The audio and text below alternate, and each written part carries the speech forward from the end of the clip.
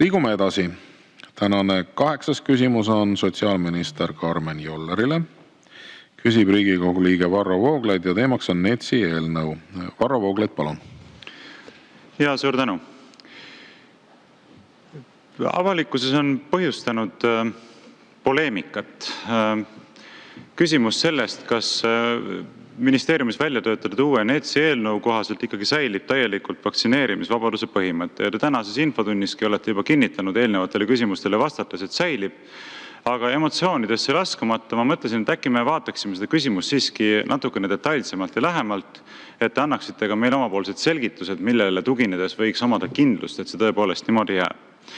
Nüüd Delfis on avaldatud selline artikkel, mis kannab pealkirja Faktikontroll, kui ei vaktsineeri, maksad trahvi, küsimärk. Ei, uus nakkushaiguste tõrje seadus ei muuda vaktsineerimist kohustuslikuks.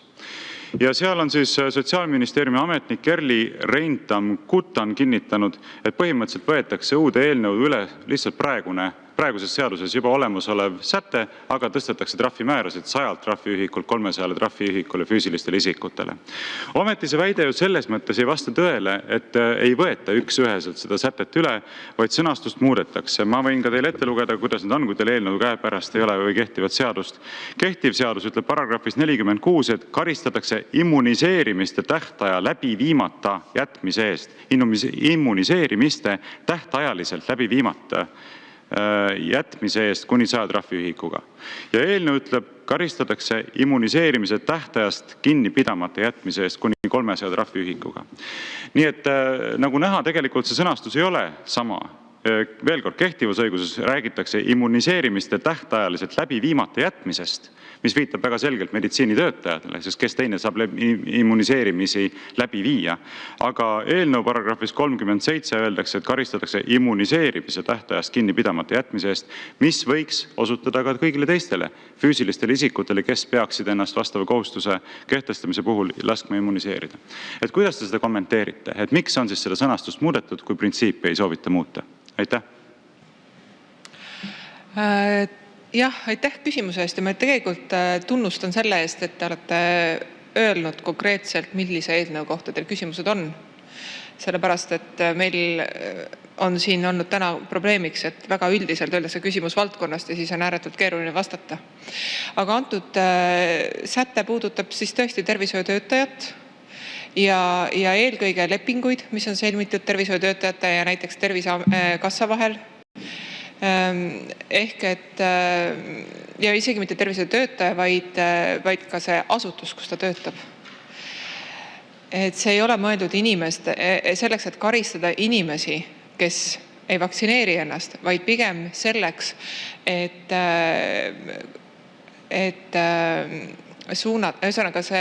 distsiplineerida asutusi, kes on lubanud näiteks teha vaktsineerimine ja ei ole seda üldse teinud. Seejuures vaktsineerimise juures tervishoiutöötaja peab veenduma, kas inimene, keda ta hakkab vaktsineerima, üldse soovib seda. Ja kui ta ei soovi, siis ta ei tohi vaktsineerida. Eeldus on muidugi, et sellel inimesel on olemas kaalutlusvõime, mille hindamise juhend on tegelikult aastaid tervishoiutöötajatele teada. Et me oluliselt ei muuda, me muudame siin trahvimäärasid kaasaegsemaks, et muud me ei tee, sest et eelnõu tegelikult see seadus on võetud aastal 2003 vastu ja osad tervishoiutöötajad meil on veel FIE-d ehk füüsilised isikud, et siis riiklike üldiste põhimõtete järgi on need määrad kehtestatud. Aitäh! Suur tänu. Varro Vooglaid, teil on täpsustav küsimus, palun. Ja suur tänu. No seda, et see säte on mõeldud tervishoiuteenuste osutajatele, on öeldud ka selles Delfi faktikontrolli artiklis ja see on kõlanud läbivalt. Aga küsimus, mis nüüd tekib, on see, et miks mitte siis sellesse sättesse kirjutada selgesõnaliselt, et see on mõeldud tervishoiuteenuste osutajatele. Ma osutan veel kord, et eelnõu paragrahv 37, mis räägib siis vastutusest, eks ole, ütleb seda, et karistatakse immuniseerimise tähtajast kinni pidamata jätmise eest. Kõik. Aga miks ei võiks kirjutada siis sinna sama sätte esimese lõike algusesse, et nakkushaiguste epideemilise leviku tõkestamiseks ette nähtud immuniseerimise tähtajast kinni pidamata jätmise eest? Miks ei võiks selle asemel kirjutada, et tervishoiutöötajaid või tervishoiutöötajate poolt nakkushaiguste epideemilise leviku tõkestamiseks ette nähtud immuniseerimise tähtajast kinnipidamata jätmise eest. Et kui lisada sinna sama sätte algusesse 2 sõna tervishoiutöötaja poolt, siis ei ole enam võimalik seda tõlgendada kuidagi teistmoodi kui selliselt, nagu te praegusel hetkel selgitate. Aga kui sinna mitte kirjutada paragrahv 37 lõike 1 algusesse neid 2 sõna tervishoiutöötaja poolt, siis on võimalik sätet tõlgendada sellisel viisil, et see kehtib mitte ainult tervishoiutöötajate, vaid ka kõigi teiste suhtes. Ehk siis ma täpsustava küsimusena küsiksingi teie käest seda, et kas te olete nõus minu ettepanekuga, et võtta ära vääriti tõlgendamise võimalus, millisel juhul saaks ju vastutust rakendada kõigi isikute suhtes, võiks sinna need 2 sõna lisada ja olekski kogu küsimus lahendatud. Aitäh teile! Ma saan seda täpsustada kindlasti, et kas see 2 sõna lisamine kuidagi muudaks. Aga kui vaadata, siis tegelikult siin on öeldud ka seda, et ma tsiteerin, nakkushaiguste epideemilise leviku tõkestamiseks ette nähtud immuniseerimine. Ehk et kui me räägime epideemilisest levikust, siis ühe inimese vaktsineerimine või vaktsineerimata jätmine kindlasti ei mõjuta epideemilist levikut. See tähendab seda, et me peame vaktsineerimata jätma korraga päris palju, 10, 100, võib-olla ka 1000 inimesi. Ehk et kui tervishoiutöötaja või siis tervishoiuasutus eirab seda meedet, mis on mõeldud epideemilise leviku tõkestamiseks, siis nagu ma aru saan, või nagu siin seaduses on kirjas või eelnõus, et siis rakendub see trahvide paragrahv. Aga ma täpsustan oma majas üle, küsimus on hea, et kas oleks vaja sõnastust täpsustada. Aitäh! Aitäh ja lisaküsimuse esitab Anti Poolamets, palun.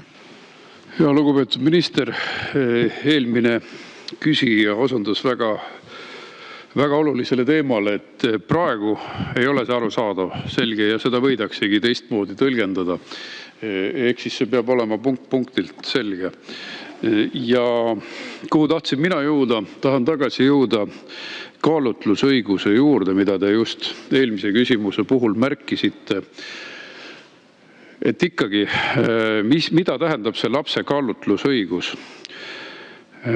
No võtame tõesti ühe elulise näite. Rimantas Jankunas, Leedu endine ravimiameti asedirektor, kes 10 aastat seda ametit pidas, praegune parlamendi liige, kes esines sügisel ka meie konverentsil, osundas selgelt, et vajalikud uuringud mRNA vaktsiinide puhul jäid tegemata, rikuti kõiki reegleid, mis enne olid olnud vägagi ranged. Seda räägib Leedu ravimiameti asedirektor ja tema ei saanud seda aktsepteerida.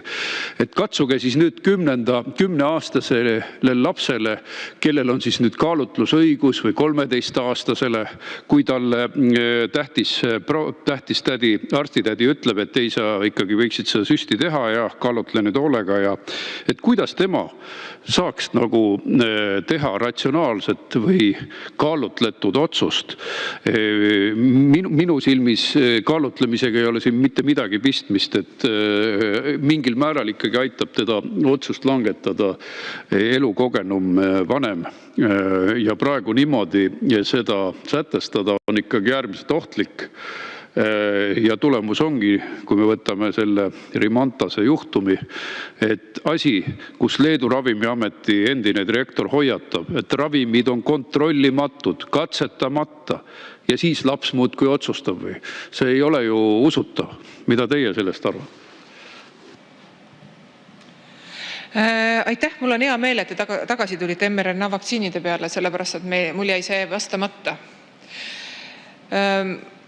Esiteks, kui me räägime mRNA vaktsiinidest, siis vaktsineerimiskalendris pole mitte ühtegi mRNA vaktsiini, mida peaks tegema lastele.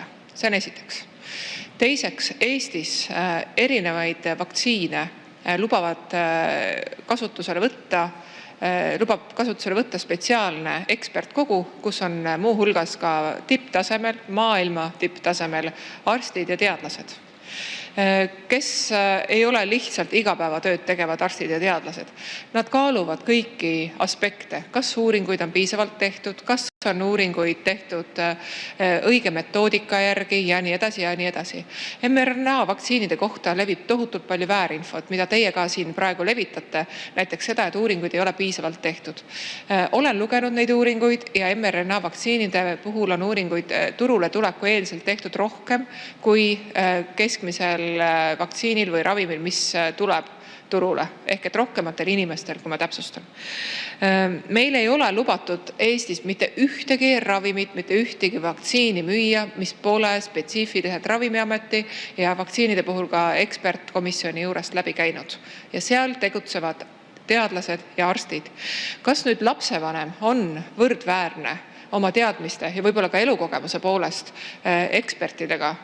Mina arvan, et ei ole, sellepärast minnaksegi arsti juurde abi saama, ka näiteks sellest, kas me võtame ibuprofeeni või on vaja hoopis kangemat ravimit või mingisuguste muude sümptomite, haiguste puhul. See ongi põhjus, miks arsti juurde minnakse, sest arst on õppinud ja ta teab. Sama on ka vaktsineerimisega. Ma väga soovitan kuulata, mida räägivad arstid. Seda, et üks inimene räägib mingit teist juttu, ma ei tea, mis haridus on härra Rimantasel, võib-olla peate uurima, mis haridus, mis kogemus, aga siin tuleb väga vaadata, kes mida räägib, mis tema huvi on ja nii edasi. Meditsiiniline haridus ei anna inimesele veel oskust absoluutselt kõikides meditsiinivaldkondades nõustada või anda arvamust. Näiteks mina ei lähe neurokirurgi õpetama, ma väga usaldan neurokirurgi või uroloogi näiteks, ma ei lähe õpetama. Teie tunnete väga lähedalt ühte väga head uroloogi. Ma arvan, et ei ole, ega ka mina ei ole tema teadmiste ja oskustega võrdväärne. Seepärast ma alati kutsun üles kuulama spetsialiste ja ärme levita väärinfot. mRNA vaktsiinid on ka turvalised, vähemalt need, mis on Eesti turul. Aitäh! Suur tänu! Sellega lõpetame tänase 8. küsimuse käsitlemise.